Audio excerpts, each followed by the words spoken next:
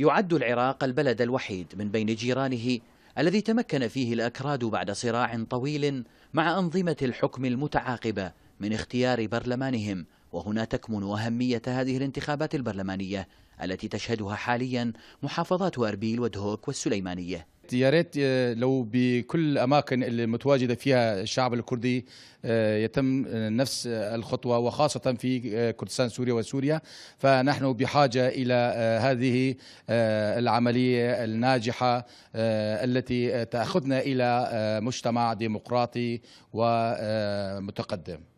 الانتخابات البرلمانية في كردستان العراق هذه المرة تتلخص بمجموعة من الأرقام، منها الأعداد الكبيرة للناخبين التي وصلت إلى 2,800,000 ناخب يتوزعون في محافظات الإقليم على الشكل التالي: 1,195,000 ناخب في السليمانية، 991,000 في أربيل، 615,000 ناخب في دهوك، 1,129 مرشحا في هذه الانتخابات، بينهم 366 امرأة يمثلون 37 كيانا سياسيا.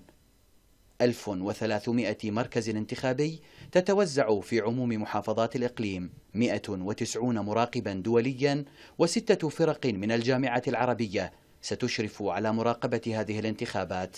انتخابات الإقليم تحظى باهتمام ومتابعة كبيرين من قبل الأكراد في إيران وتركيا وسوريا، حيث تمكن نظراؤهم في العراق من تحويل حلم الحكم الذاتي إلى حقيقة، وإن كانت في بلد مجاور لبلدانهم.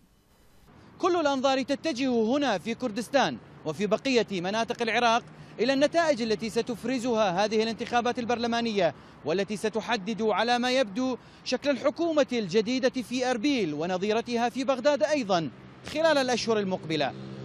من السليمانية، منتظر رشيد، العربية.